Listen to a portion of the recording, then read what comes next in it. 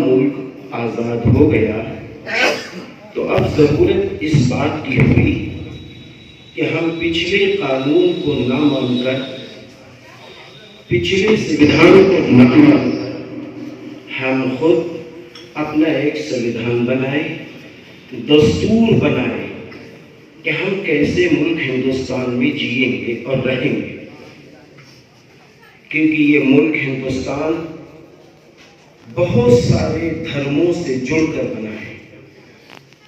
یہاں بھانت بھانت کی بولیاں بولی جاتی ہیں،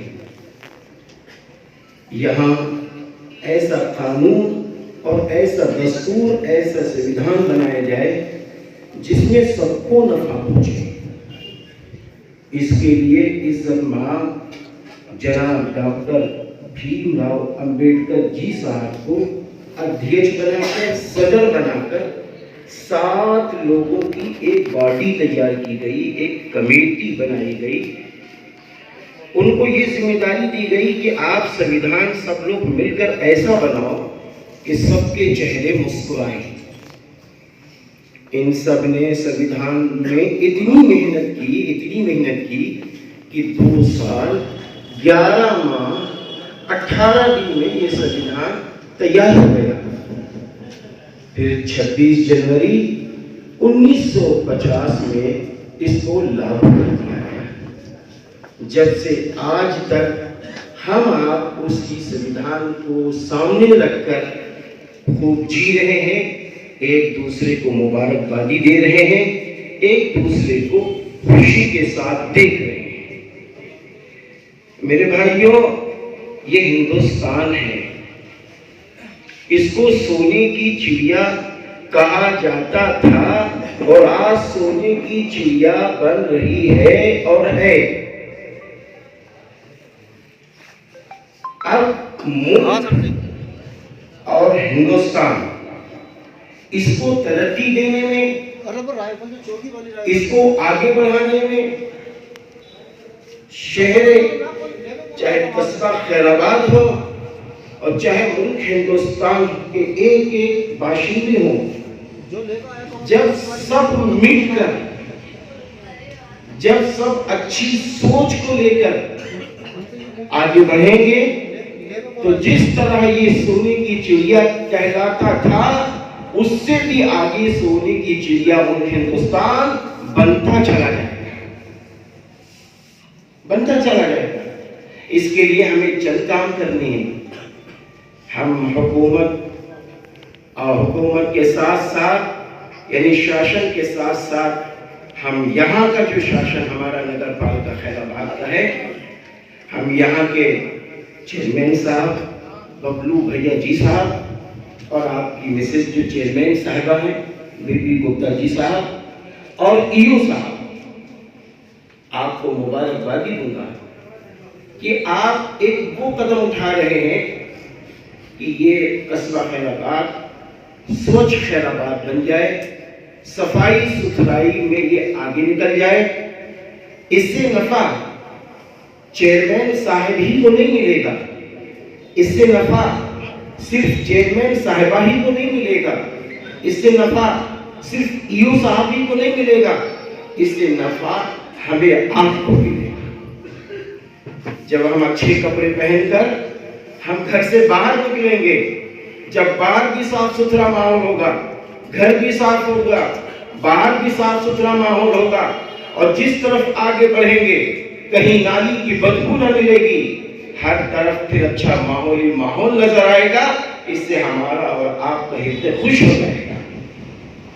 اس لیے میں نگر پالکا کے اس اسٹیج سے اپنے سارے بھائیوں کو یہ بتا دینا چاہتا ہوں کہ جو ذمہ داری شاشن ہم پر ڈال رہی ہے، یہ ان کا احسان ہے کہ وہ ہمیں صاف ستھرا رکھنا چاہتی ہے، ہماری بھی ذمہ داری ہے ایک شہری کے ناطے، ایک ہندوستانی کے ناطے، ایک اچھے انسان کے ناطے کہ ہم ایسا قدم اٹھائیں کہ ہمارا گھر صاف ہم خود کرنے والے بنیں، گھر کے سامنے صفائی ہم خود کرنے والے بن جائیں، اپنی دکان کو صاف ہم رکھنے والے بنیں، دکان کے سامنے صفائی ہم کرنے والے بنیں، کیونکہ جب تک ہم انتظار کریں گے کسی دوسرے کا، اس سے پہلے بہت ساری بدبو ہم کو محسوس ہونے لگے گی، نقصان ہمارا ہوگا، ہمارے جسم کا ہوگا۔ اس لیے ایک بات تو مجھے اس موقع پہ یہ کہنی ہے، دوسری بات یہ کہنی ہے کہ دیکھیے یہ ہندوستان ہے، یہاں سر گنے جاتے ہیں، یہاں سر گنے جاتے ہیں۔ اگر ہم چاہتے ہیں کہ ہندوستان کے اندر ہمارے سر بڑھتے چلے جائیں تو ہم کو اپنے آپ میں زبان میں مٹھاس لانی پڑے گی، اپنا دل صاف رکھنا ہوگا اور اپنی ذمہ داری کا احساس کرنا ہوگا، کیونکہ ہم انسانوں میں رہتے ہیں۔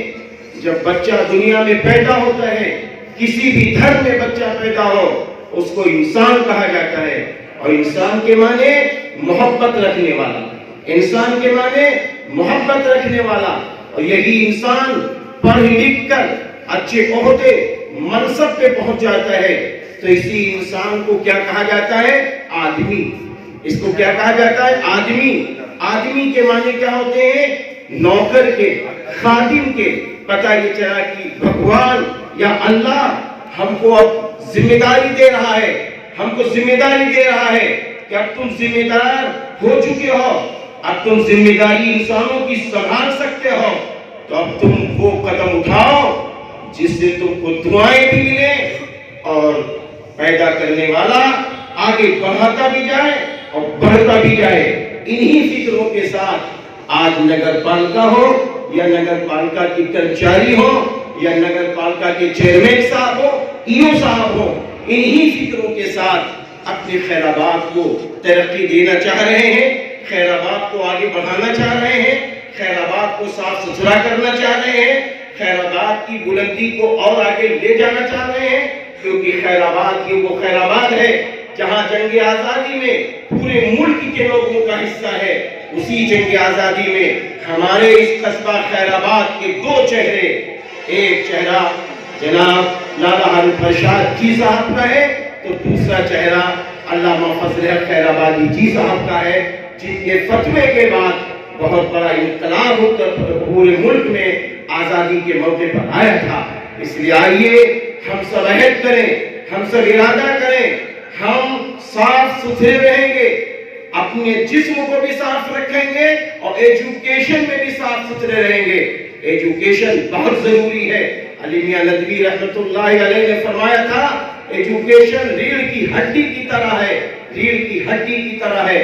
اس لیے ہم کو ایجوکیشن میں آگے بڑھنا پڑے گا۔ آج ہم ابھی بیٹھے ہوئے تھے، ابھی ہم چیئرمین صاحب کی بات چیت سن رہے تھے کہ بچوں کی ریلی ہے، ہم سب کی ریلی ہے۔ میں جانتا ہوں کہ ریلی کے پیچھے دو راز چھپے ہوئے ہیں، ایک یہ ہے کہ ہم ایجوکیشن کی بیداری پیدا کریں اور دوسرے اپنے وطن کو صاف ستھرا رکھنے کے لیے ہم سب مل جل کر آگے بڑھیں۔ دل کی گہرائیوں سے میں سبھی کو مبارکبادی دیتا ہوں اور مجھے امید ہے پیدا کرنے والے سے، اللہ سے، بھگوان سے، ایشور سے کہ جس طریقے سے آج آپ صاف ستھرا کرنے والا دیتا جائے گا، آپ اور آگے بڑھتے جائیں گے اور ہم سب خوشحالیوں کی طرف چلتے چلے جائیں گے۔ ہمیں پریم چاہیے، محبت چاہیے، ہمیں پریم چاہیے، محبت چاہیے۔ پھر کیا ہوگا؟ جب ہم کو یہ چیزیں مل جائیں گی تو ہم سب سے خوشحال ہو جائیں گے۔ بہت بہت مبارکباد 26 جنوری کے موقع پر۔